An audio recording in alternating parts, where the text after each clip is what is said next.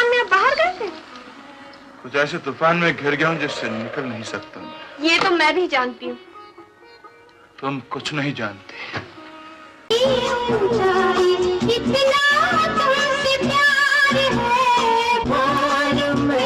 बंटवारे ने बहुत कुछ छीन लिया, घर, जमीन, बचपन की यादें। लेकिन कुछ लोग ऐसे थे जो सरहद पार से खाली हाथ आए और यहाँ आकर पूरे हिंदुस्तान के दिलों पर राज किया। ये वो सितारे थे जो पाकिस्तान में जन्मे मगर भारत में सुपरस्टार बने।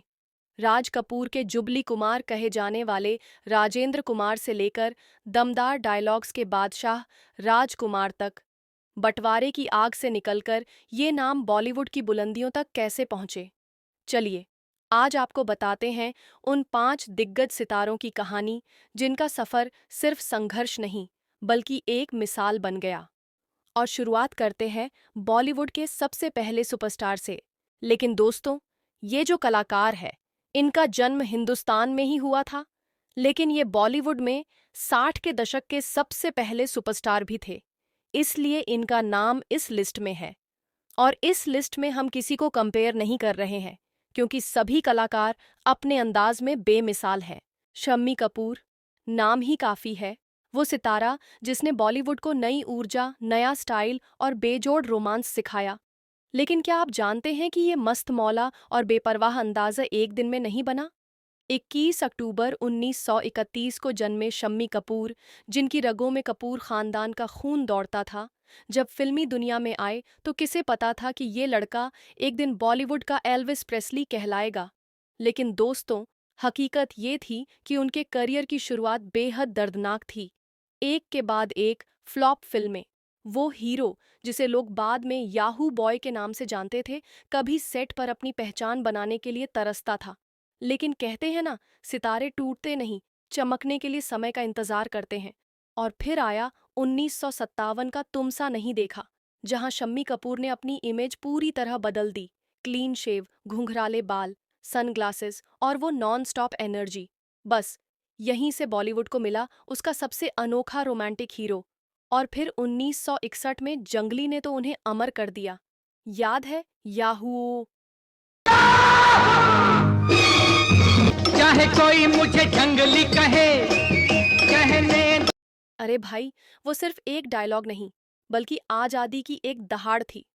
और ब्रह्मचारी 1968, आजकल तेरे मेरे प्यार के चर्चे हर ज़बान पर।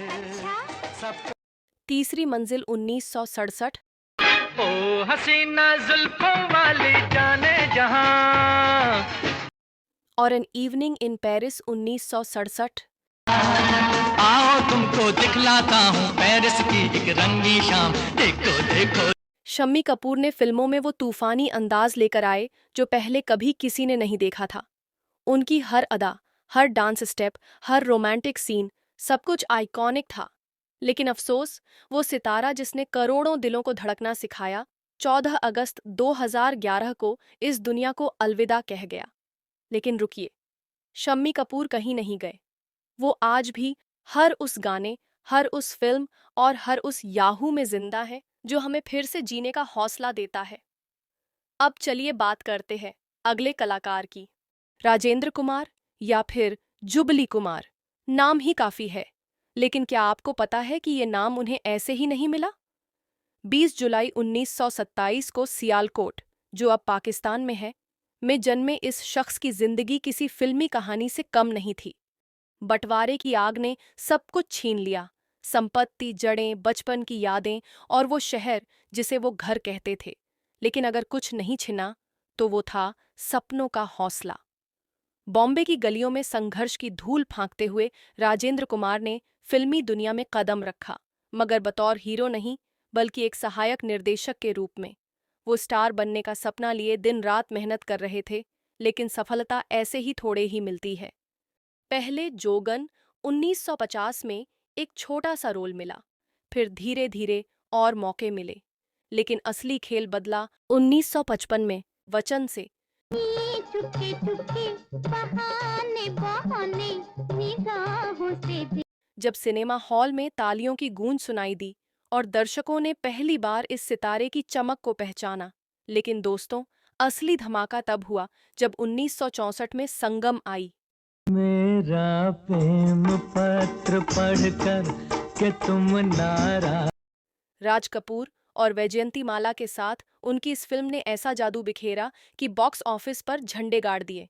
इस फिल्म के बाद तो जैसे उनका नाम ही जुबली की गारंटी बन गया, जुबली कुमार। और उनकी कुछ बेहतरीन फिल्में हैं, जैसे कानून 1960, मेरे महबूब 1963, याद में तेरी जाग जाग के हम। और सूरज 1966। बहारों फूल बरसाओ मेरा महबूब। लगातार सुपरहिट फिल्मों की बारिश होने लगी और राजेंद्र कुमार का स्टारडम आसमान छूने लगा। हर निर्माता निर्देशक की पहली पसंद, हर हीरोइन का पसंदीदा हीरो और हर दर्शक का चहेता स्टार।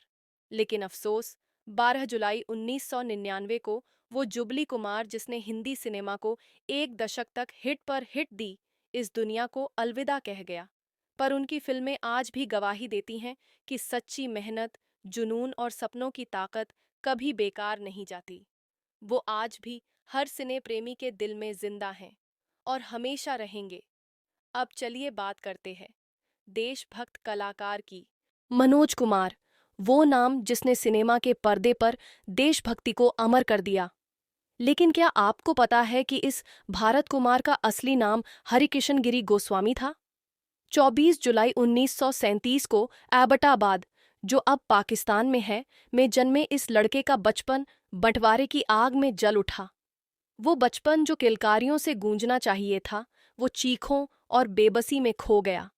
परिवार दिल्ली तो आ गया, मगर हाथों में सिर्फ संघर्ष और सपनों की गठरी थी। लेकिन मनोज कुमार का सपना किसी भी गरीबी से बड़ा था। फिल्मों का जुनून दिल में था और आंखों में वो चमक जो हर मुश्किल को चुनौती दे सके।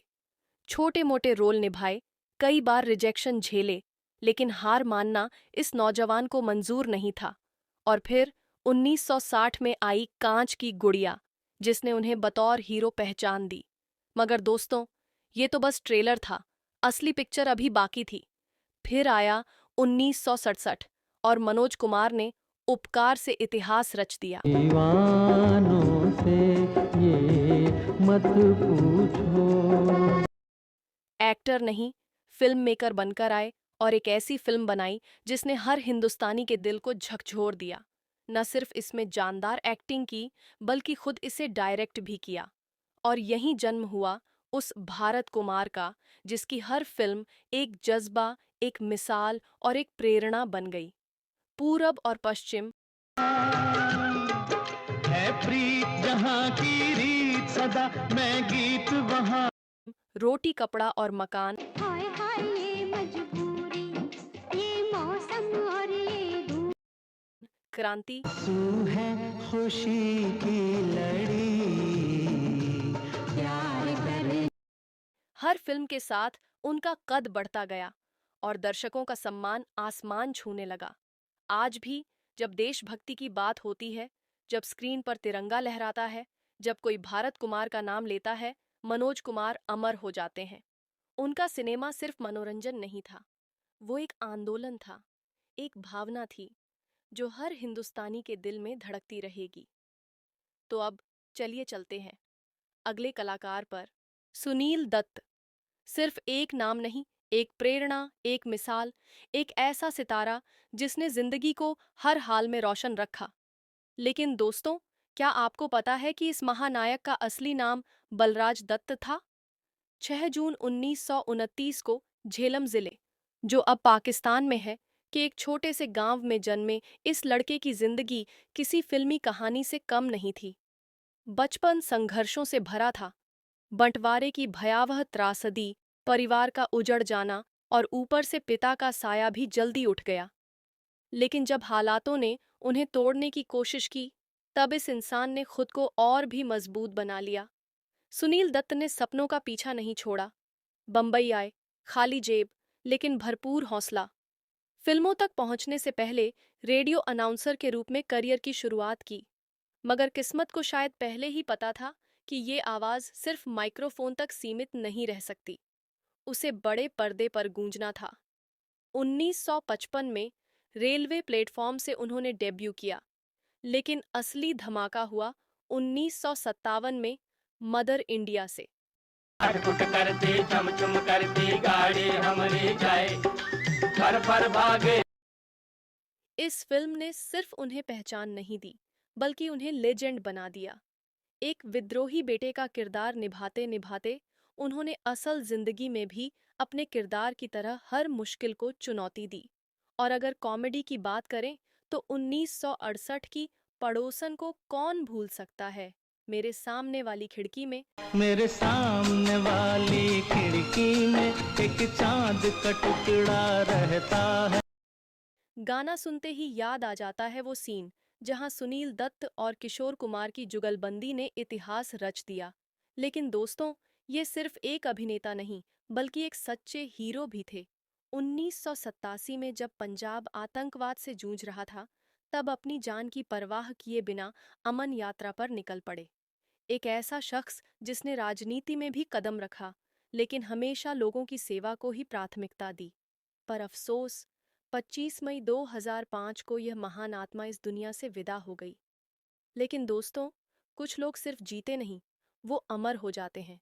सुनील दत्त भी उन्हीं में से एक हैं। उनकी फिल्में, उनकी इंसानियत और उनका संघर्ष हर पीढ़ी को प्रेरित करता रहेगा। अब चलिए दोस्तों, चलते हैं आखिरी कलाकार पर। राजकुमार सिर्फ एक अभिनेता नहीं, एक रहस्य, एक रौब, एक आवाज जो रगों में बिजली दौड़ा दे। दोस्तों, क्या आपको पता है कि बॉलीवुड के इस शाही अंदाज वाले सितारे का असली नाम कुलभूषण पंडित था? 8 अक्टूबर 1926 को बलूचिस्तान, जो अब पाकिस्तान में है, की जमीन पर जन्मे इस शख्स ने अपने अंदाज से पूरे हिंदी सिनेमा पर राज किया। लेकिन फिल्मी दुनिया में आने से पहले वो मुंबई पुलिस में सब इंस्पेक्टर थे।